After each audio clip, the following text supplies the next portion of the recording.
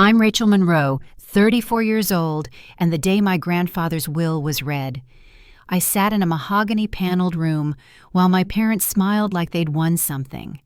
They handed my sister a check for $10 million, then turned to me and said, "Go earn your own." I didn't cry. I didn't flinch. I just kept staring at the polished table, pretending my pulse wasn't shaking in my throat. But then another man stood up, older, in a gray suit, holding a different envelope. And everything changed. Before I go any further, let me know where you're listening from in the comments and hit that like and subscribe button if you've ever been the one left out on purpose. I grew up in North Carolina, just outside Asheville, where the mountains meet the sky. And Sundays meant pot roast church and everyone knowing your name at the grocery store. My parents, Jacob and Diane, were all about appearances, clean lawns, pressed collars, polite smiles. They raised my sister Vanessa and me to be polite, ambitious, and presentable, but somewhere along the way, those rules started applying to her a lot differently than they did to me. I was the quiet one. Not shy, just observant. I liked questions more than small talk, plants more than parties. While Vanessa lit up every room, I found comfort in corners and notebooks and long afternoons with Grandpa Walter on his ranch outside Charleston. He never told me to speak up. He just listened, taught me how to test soil track bee patterns and read weather in the leaves. When I told him I wanted to study environmental communication, he didn't laugh, he just asked what I needed. After college, I moved north for grad school, and then again for work, and the visits grew fewer. But I never stopped calling, or trying. At least I thought I hadn't. The last time I saw my grandfather was the spring before he passed. I'd come down unannounced, flowers in hand, and found Vanessa on the porch. She said no one was home. I remember leaving the bouquet anyway, resting it against the chipped door frame just under the old wind chimes. I never heard anything after that. So when I heard that my grandfather had passed and the family was gathering for the will reading, I came back. I knew I'd get nothing. I just wanted to sit through it, be polite, and leave without making a scene. I didn't expect the lawyer to pull out a second envelope, one marked with my grandfather's handwriting. I didn't expect my mother's smile to drop, or my father's hands to twitch, or Vanessa's expression to darken. And I certainly didn't expect that letter to lead me back to a house I hadn't stepped foot in for over a year. My grandfather's ranch hadn't changed much. The gravel still crunched underfoot. The white paint on the door still peeled in long strips. The magnolia trees out front still leaned east like they always had. But something in the air had shifted. The wind sounded different now, less like comfort, more like a warning. And when the door finally opened and I saw my grandmother's face, arms crossed, tight, jaw clenched, eyes hard, I realized I wasn't just walking into a house filled with memories. I was walking straight into the middle of something else, something I hadn't seen coming. The door opened with a slow creak. My grandmother stood in the doorway, arms crossed tight over her chest. She didn't smile, didn't step aside, just stared. "So you finally decided to show up." Her voice hadn't changed, still sharp, still steady. I waited, thinking she might soften. She didn't. I stepped forward, careful not to rush. "Grandma," I said quietly, "I didn't know. They told me you were too busy, that you didn't want to see me, that you had moved on."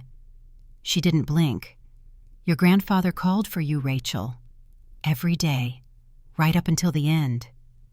My throat tightened. "That's not true," I said. "I tried. I called. I came by back in March.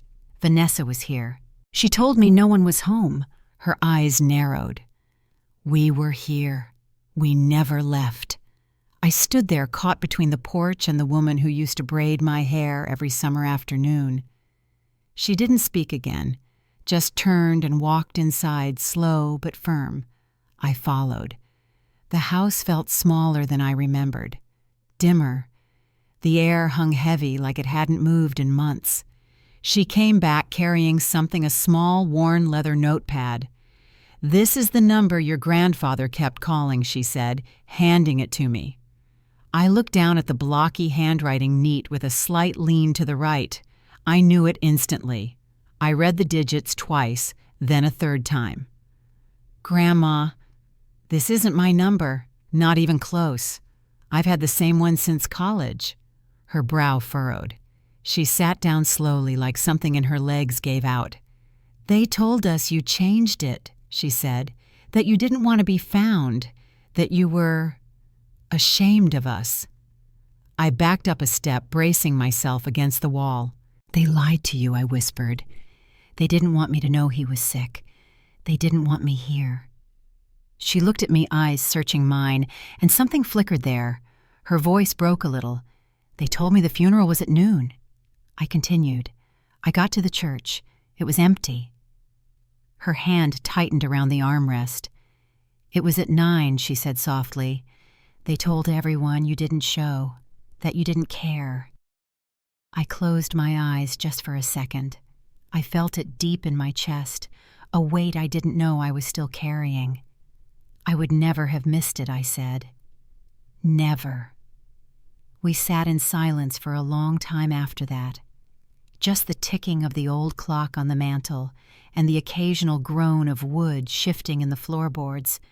The wind outside kicked up brushing leaves against the windows. Eventually Grandma stood. Her hands trembled slightly, but there was something new in her expression, not anger, something more resolved. "I'm calling them," she said. "Calling who?" She didn't answer. She walked to the kitchen and reached for the rotary phone mounted on the wall. The same one Grandpa had insisted on keeping even when they offered him a cell phone for Christmas. She turned the dial one number at a time, each click slow, deliberate. Her voice changed when the line picked up cold-clipped.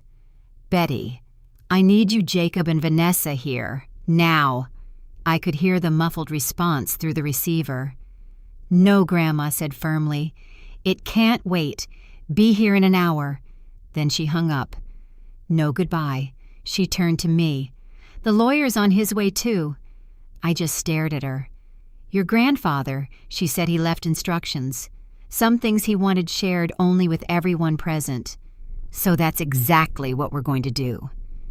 I didn't say anything. I just nodded and sat down at the small kitchen table. The wood still had that smooth edge from years of elbows and coffee mugs. I traced my fingers along it, remembering the way Grandpa used to sit there each morning reading articles I mailed him from school. The same table where I once showed him a binder filled with notes on plant communication, and he nodded like it was the most important thing he'd seen all week. Everything in the kitchen looked the same. The floral curtains, the humming refrigerator, but the stillness had changed. The house felt like it was waiting for something.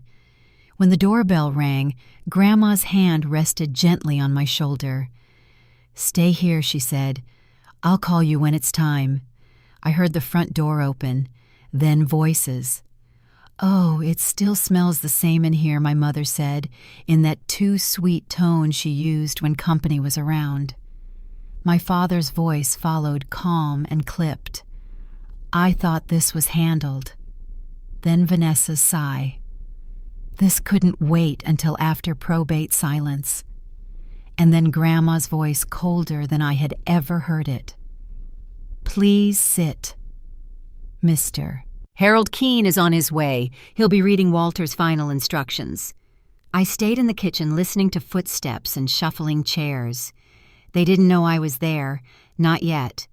The front door opened again and another voice entered, steady, measured. "This won't take long," he said, "but it must be done properly." Then I heard my name. "Rachel, come in now." I stood. My palms were damp. I stepped into the living room and saw all three of them turn toward me.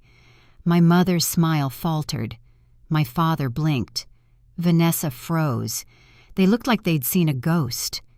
Grandma gestured to the armchair across from them. I walked slowly, sat down, kept my back straight. I didn't speak.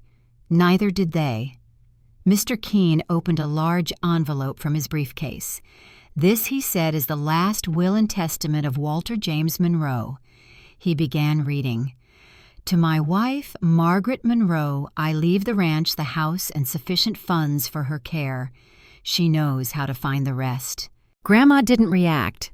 Then he turned the page. To my granddaughter, Rachel Monroe, I leave the Monroe Research Annex, located at 317 Laurel Creek Road, including all laboratory equipment funding accounts, research patents, and intellectual property currently filed under Monroe Innovation. I heard a gasp. Not mine. My mother's head whipped toward Vanessa. Mr. Keene continued, voice steady. And the remainder of my estate financial holdings, retirement funds, and stock investments shall be divided equally between my two granddaughters, Rachel and Vanessa Monroe.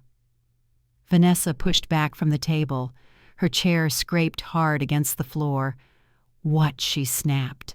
You gave her the annex, the whole facility. That's insane.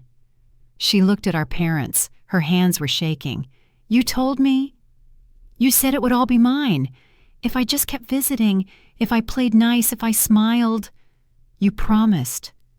Neither of them answered. My mother stared down at her lap. My father didn't look at anyone. Mr. Keene raised a hand. There's more. He reached into his folder and unfolded a single letter. A personal note, he said, from Mr. Monroe to Rachel, requested to be read aloud. Grandma handed it to him carefully. Her hands didn't shake this time. Mr. Keene began reading. To my dearest Rachel, if you're hearing this, then I'm no longer by your side. The room went still. Mr. Keene held the letter with both hands, unfolded it slowly, and began to read. To my dearest Rachel, if this is being read aloud, then I'm no longer with you. But I want you to know my belief in you hasn't gone anywhere. The words filled the room like a breeze through a still hallway. No one moved. You were always the one who asked questions, Mr. Keene continued. The one who noticed what others didn't. While some wanted the spotlight, you were the one watching the room, asking why, listening instead of performing. Vanessa shifted in her seat, arms crossed tight. I remember how you carried that little brown notebook around when you were 7. You charted rainfall in the backyard, timed how long it took drops to fill a glass, and drew little graphs with colored pencils. I stared at the floor. I hadn't seen that notebook in years. Mr. Keene went on steady and calm. You lit up around patterns, connections, things most people missed. And I saw it. Every time. The silence in the room stretched heavy. I saw the way your joy dimmed when your mother brushed you off, the way your father changed the subject when you brought home your first science trophy. You learned early to stay quiet about the things you loved. My mother inhaled sharply. Vanessa. She always fit what they understood. She had their rhythm, their language. But you had your own. And when they couldn't translate it, they stopped listening. I don't blame her for that. Not entirely. She did what she thought she had to do. But you, Rachel, you kept going. You wrote your own script. And that takes more courage than most people realize. A tear slid down my cheek. I let it fall.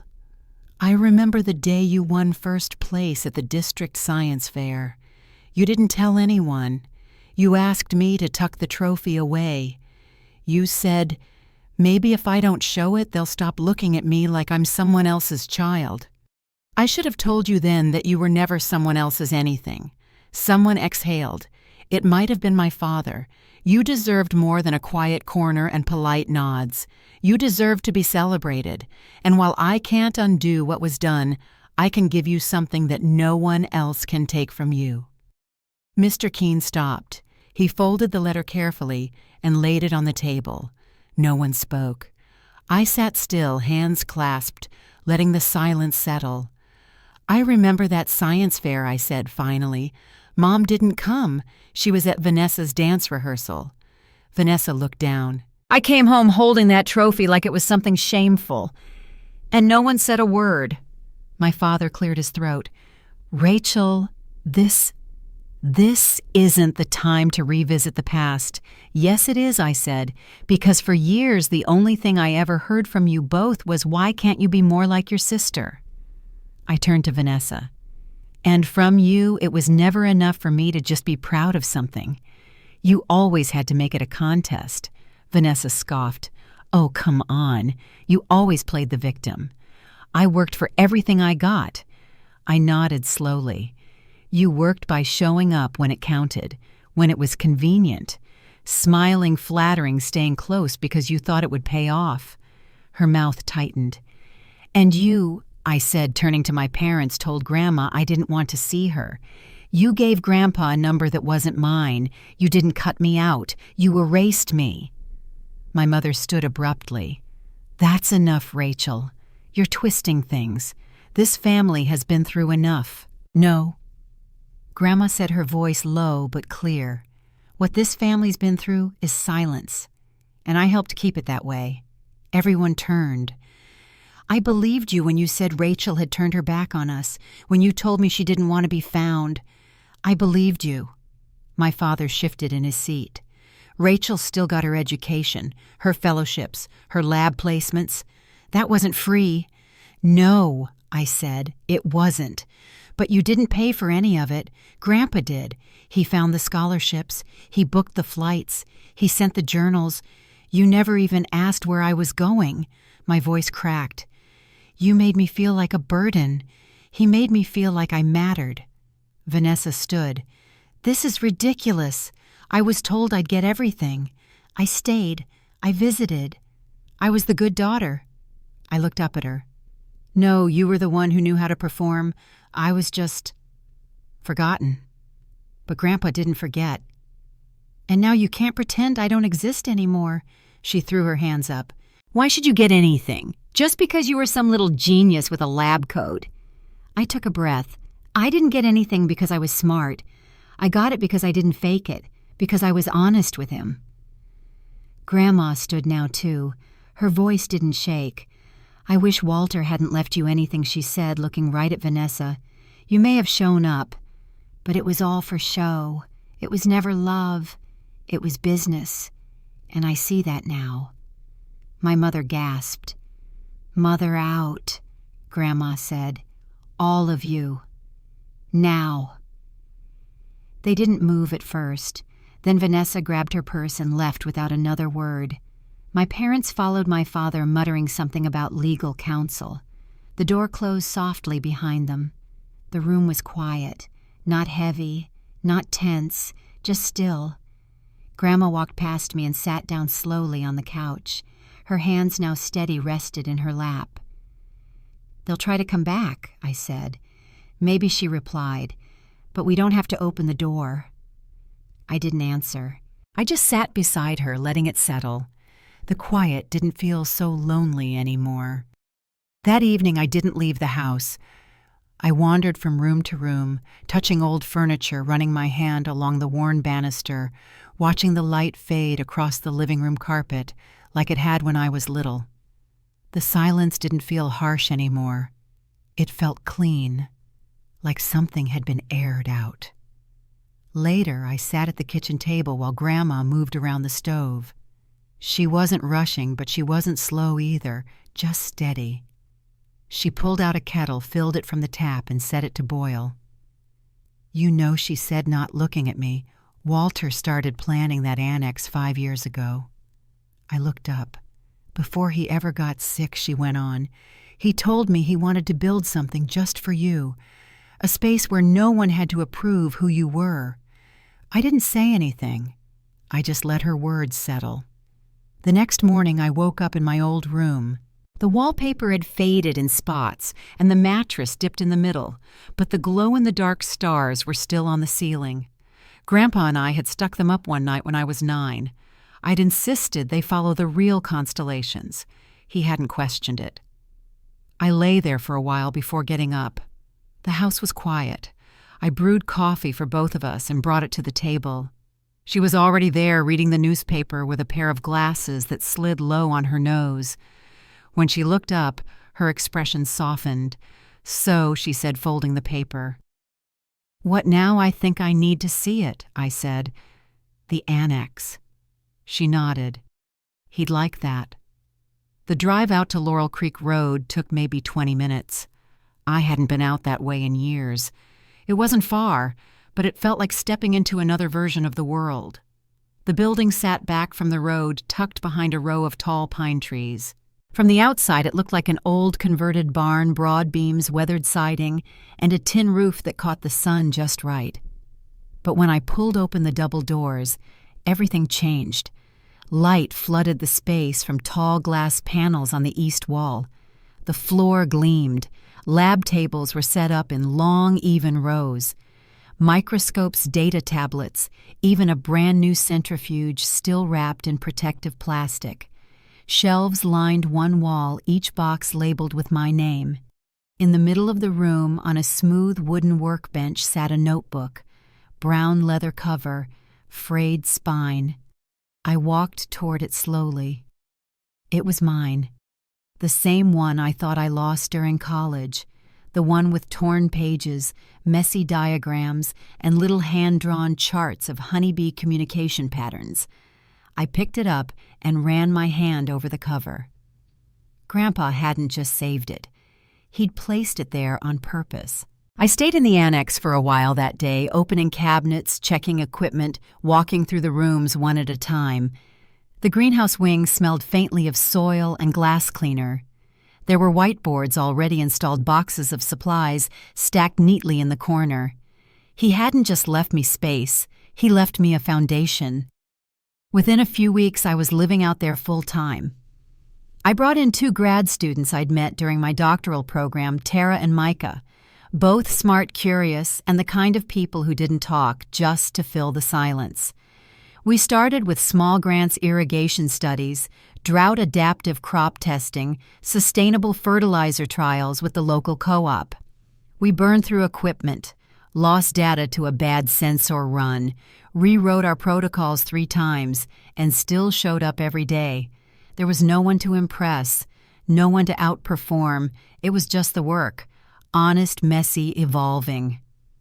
One night I stayed late sorting field notes by the supply closet. Everyone else had gone home. The annex was quiet.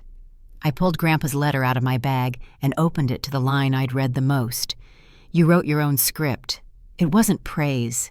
It was permission. That night, I started writing a new proposal, not for another soil study, but for a student program, one designed for kids like I used to be. The quiet ones, the curious ones, the ones nobody quite knew what to do with. We called it the Little Scientist Initiative.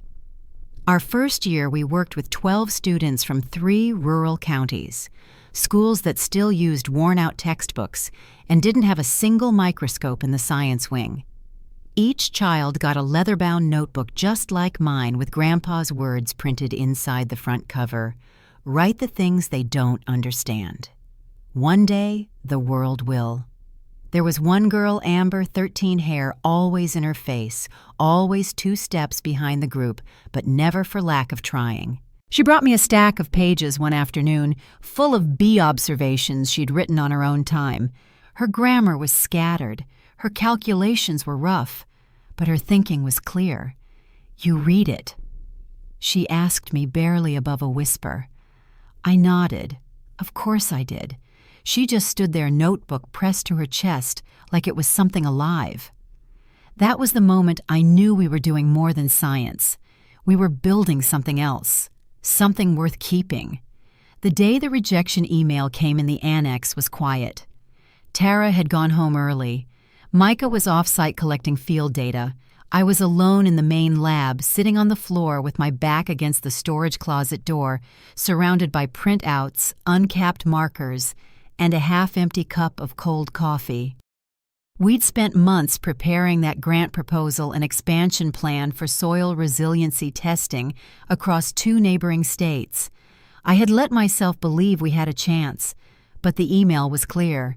"We appreciate your submission. At this time, your proposal does not meet funding criteria." I closed my laptop and leaned my head back against the wall. The lights hummed overhead, dim and steady. I reached into my bag and pulled out Grandpa's letter. The paper was soft now, worn at the creases. I found the line I knew by heart and read it aloud just under my breath. "You wrote your own script." That night, I stayed until well past midnight. I rewrote the program outline, not for another research trial, but for something more direct. Something that had already started to grow in the quiet corners of our work. A program for students, not just the science fair winners or the straight-A kids, but the ones no one ever noticed. We named it Little Scientist Initiative Year 2. We reached out to school counselors, youth programs, and public libraries. We partnered with small-town teachers who hadn't had a full science budget in over a decade. We asked one simple question. Do you know a student who's curious but overlooked? Our second year, we had 24 students. The year after that, 47. We built them kits, simple tools, starter supplies, magnifiers, seed trays, water test strips, and sent them out with instructions written in plain language. No jargon, no pressure, just questions, prompts, blank pages. Each student got a notebook, not a cheap spiral-bound one from the store, but something with weight. A soft cover, sturdy binding. Grandpa's words were printed on the inside flap. Write the things they don't understand. One day, the world will. Some of the students scribbled wild ideas across the pages. Some drew diagrams. Some filled their notebooks with taped leaves, soil samples, photos. But they all came back with something. The annex changed with them. We cleared space in the West Wing for student displays. We added an observation window in the greenhouse. We held our first showcase with trifold posters and lemonade, and parents who didn't quite know how to react when their children spoke with authority about light absorption and compost breakdown. We weren't changing the world, but something was shifting. And then 3 years after the will reading, I got an email. It was short.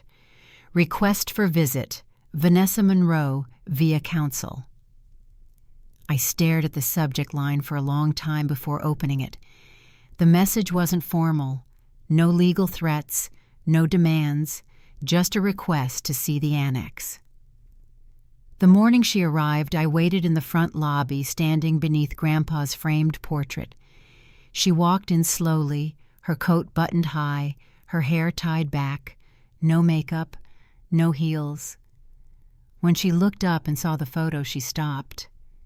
"He always knew who you were," she said quietly. "Even when I didn't." She paused. "Especially when I didn't." She didn't ask for a seat, didn't offer excuses. "I'd like to see it," she said. "The lab, the program, what you've done." I gave her the tour. She walked beside me through every room, the student wing, the greenhouse, the research corridors. She asked questions, not many, but real ones. How do you fund this? What's this for? Do the students get to keep their kits? When we stepped outside to the community garden, she stopped. Children were moving between rows of lettuce and wildflowers. A mother knelt beside her son, showing him how to gently pull weeds without disturbing the roots. A father used one of our field kits to check moisture levels in a raised bed. Vanessa watched all of it in silence. When she finally turned to me, her voice cracked just slightly. "I don't expect you to forgive me." I didn't respond. I just wanted to see what he built for you, and what you built with it. Her hands fidgeted, tugging at her sleeves. She didn't cry, but she didn't rush away either. I let her stay. No speeches. No questions, just space. A few months later, she asked if she could volunteer for the summer youth camp. She didn't come in as Vanessa Monroe family member. She came in as Coach V. She helped the students prepare for presentations, how to stand steady, how to explain their findings in simple language. She didn't talk about herself, just focused on them. At the end of that first summer, she handed me a folder. "I put together a communication guide," she said, "for the kids who get nervous. Might help." I opened it later that night. It wasn't perfect. Some of the pages were uneven, a few examples too advanced. But the tone was careful, the language kind. It was the first time I saw something in her that didn't feel like performance. We still don't talk much. No long conversations, no rehashing of the past. But she shows up now, twice a year, quiet, reliable, and sometimes that's enough. It's been 6 years since the day that will was read. 6 years since my parents walked out of Grandma's living room with nothing but their coats and excuses. 6 years since Vanessa's voice cracked in disbelief, and the letter my grandfather wrote changed the shape of my world. I haven't heard from my parents since. Every now and then, their names pop up once in a financial magazine article about early retirement communities in Florida, once in a forwarded press release for a charity gala they sponsored. I don't read them. I just glance at the subject line, then delete the email. The annex, though, that's a different story. What started as one refurbished barn off Laurel Creek is now a full campus, 4 labs, 3 greenhouses, a working compost testing field, and over 60 acres of crop trials. The community garden we started 3 years ago now supplies food for over 200 families across 3 counties. We developed drought-resistant seed strains that can thrive in heat-heavy zones. We partnered with schools and farming cooperatives from Georgia to Tennessee. A university in Kenya reached out last year to collaborate on climate resilience testing. Brazil followed 6 months later. And then just last month I stood on a stage in San Francisco wearing a navy blue suit and Grandpa's pocket watch in my jacket.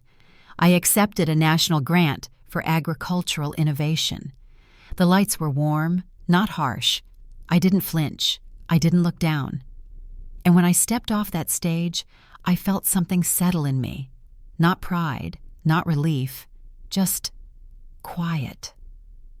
When I got back to Charleston, the first thing I did was place the watch back on my desk. It sits near the east-facing window in my office at the annex where the morning sun hits just right. Tucked inside the lid is a tiny photo me at 10 years old, beaming beside a cardboard display of my first honeybee study. I'd forgotten about that photo until Grandma gave it to me last year. He carried it with him, she'd said, every day. Some mornings I catch myself glancing at it before I start work. Not to remember the girl I used to be, but to remember he saw her even when no one else did.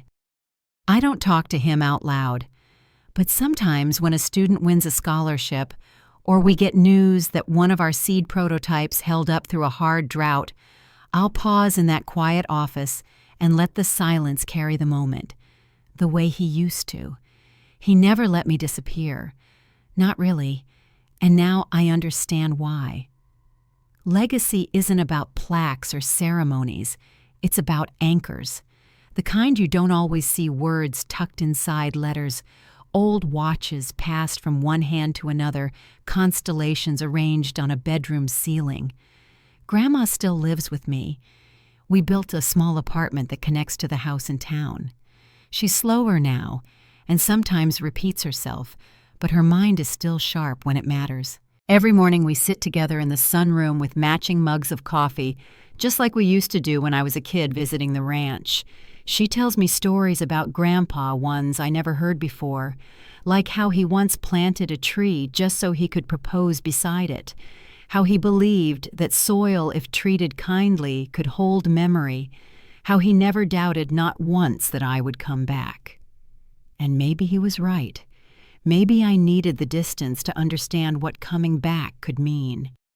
Some evenings after the campus quiets down, I walk the full length of the annex property, past the solar irrigation test beds, through the student learning garden, all the way to the old wood bench Grandpa built himself long before any of this existed. From there, the view stretches across the fields. I can see the rows of cover crops, the far-off outline of the greenhouse domes, and on a clear night, the stars coming out overhead. Not the plastic ones I stuck to the ceiling when I was 9, the real ones. But they still remind me of her, that girl with the notebook and the quiet questions. The one who never quite fit the script. the one who kept asking why, even when no one cared to answer. And now in this field that didn't exist before her, I swear I can hear his voice again when the wind moves just right through the trees. Write the things they don't understand. One day the world will. And now it does. It was late fall when the letter arrived. A certified envelope from a law office in Jacksonville. I recognized the name my parents' attorney from back when the estate was still being contested. I didn't open it right away. It sat on my desk for 3 days before I finally sliced it open with a letter opener Grandpa had given me years ago, the one with the worn wooden handle and brass tip. Inside was a formal notice my parents were pursuing legal grounds to challenge the annex transfer. No surprise. But what caught me was the tone reserved, not aggressive. And the second paragraph made it clear their motion had been denied, twice. That was the last attempt. They haven't tried again since. For the first time in my adult life, I felt something close to peace, not because they gave up, but because I no longer cared what they wanted from me. Their version of family had always been something I was expected to perform. Quiet daughter, bright student, easy to ignore, easy to cut off. Now they didn't get to rewrite the story. The real story was happening here on this land with these people. By winter, the annex had launched its largest seasonal rotation. 40 acres of test crops, 3 active research partnerships, and over a dozen high school students preparing for national science competitions. Vanessa still came by twice a year. She always called ahead, always asked if we needed anything. The kids still called her Coach V. She didn't ask to speak at events, didn't pose for pictures. Just slipped in quietly, helped a few students organize their findings, handed out notebooks at registration. That year, during her fall visit, she brought a donation box filled with brand new field kits, handheld sensors, rain gauges, laminated soil reference charts. She waited until most of the students had gone before saying anything. I asked a few friends, she said. Said it was for school programs in rural counties. They sent more than I expected. I nodded. They'll get used. We stood by the student garden for a while. The sun had already dipped behind the greenhouse, and the light was going fast. She looked down at her hands. He would have liked this, she said quietly. All of it. I didn't answer. I didn't need to. Later that night after she left, I stayed back and walked the rows. The cold had started settling in, but the garden still held color, winter greens, root crops, late blooming herbs. I stopped at the row where we'd planted wildflowers the first year. We hadn't expected them to last, but they did. A few yards away, a student-built irrigation prototype was still holding pressure. One of our younger campers, Jamari, age 12, had helped design the base. He'd written in his notebook, "It doesn't need to be perfect. It just has to keep trying." The next morning, I found that same line scrawled in red pen on the student chalkboard wall. No one claimed it, but someone had written it large enough to read from across the annex. That week, we received news that one of our first Little Scientist students, Amber, had been accepted into a full scholarship program at a major university in Oregon. She sent us a photo of her acceptance letter. Then a second photo, her original bee observation notebook, still taped at the corners, still marked up with notes from her 13-year-old handwriting. It's framed now in the student wing. A month later, the mayor's office in Charleston reached out. They were putting together a local innovation spotlight and asked if they could feature the annex in the campaign. I said yes, but only if we could include student voices. I sent over 5 names and insisted the segment include footage from the field classrooms. No one needed to see me. They needed to see the work. The segment aired in February. The feedback poured in mostly from other districts. Teachers, retired farmers, single parents, asking how they could bring something like this to their town. It wasn't flashy, but it was real. One of the younger students, Maribel, brought me a clipping from her grandmother's TV guide. She had circled the title Growing Science, A Local Legacy. Maribel handed it to me with a smile. "You're famous now." I laughed. "Only if you count public television at 6:30 on a Tuesday." But later, when I tucked that clipping into my notebook, I thought of something Grandpa once said to me in passing. "We don't build things to be seen. We build them to be used." He was right. And now that use, those hands in the soil, those questions on the page, those kids standing taller at the end of each camp, it was more powerful than any courtroom, any check, any apology that had never come. I hadn't needed my family to come back around. But somehow watching Vanessa lean into the work, not with regret, not with explanation, just with effort, had shifted something. She never asked for forgiveness, but she gave what she could. And maybe in a way I hadn't expected that was enough.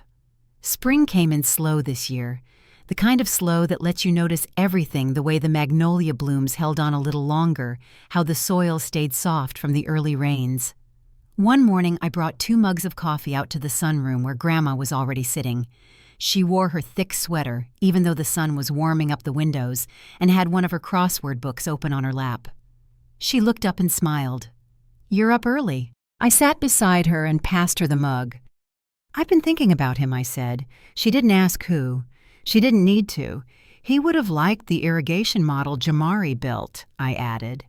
Grandma nodded and folded the corner of her page. "Your grandfather believed in 2 things more than anything else, good soil and second chances." We stayed like that for a while, sipping coffee in the quiet. Later that day, I walked out to the far edge of the annex fields, past the compost rows and greenhouse tunnels, past the student garden plots and the water tanks we just had installed. There's a bench out there, weathered from 6 winters, tucked beneath the pecan trees Grandpa planted back in the 80s. The view from that spot is wide sky rows of cover crops and the glint of glass from the lab windows when the light hits just right. I sat down and let the wind move through the trees. I thought about what had been taken from me, years of distance, of being pushed out of feeling small in rooms where I should have felt safe. But I also thought about what had been left behind. Not just the annex, not just the letter, but the freedom to start again. Vanessa still comes by sometimes, not often, just enough. She doesn't ask for anything. She brings supplies, answers questions when students get nervous about public speaking, stays long enough to be useful, leaves before the spotlight finds her. We don't talk much about the past, but we no longer avoid it either. And my parents, I don't expect to see them again. Some wounds close without apology. Some doors stay shut because reopening them would only let the cold back in. I don't hate them. I just don't miss them. Most days my life is full, not loud, not busy for the sake of being busy, but full. There's always a student with a new question, a grant deadline, a seed tray that needs attention. And at night, I still see the stars, real ones now, not the glow-in-the-dark ones from my childhood ceiling, but they remind me of the girl I used to be, the one who tracked bee dances in a notebook, who stayed up late to map constellations while the rest of the house was quiet, the one who kept asking why. That girl was never lost. She just needed a place where her questions weren't too much, and now she has one. If you've made it this far, thank you for listening. If you've ever been the quiet one, the overlooked one, the one who had to carve your place from stone, know this: the things that make you different are not mistakes. They're the beginning of something only you can build. And maybe, just maybe, one day, the world will understand. Until then, keep building. If this story meant something to you, I'd love to know where you're listening from. Leave a comment or share this with someone who's still finding their voice. I'll see you in the next story.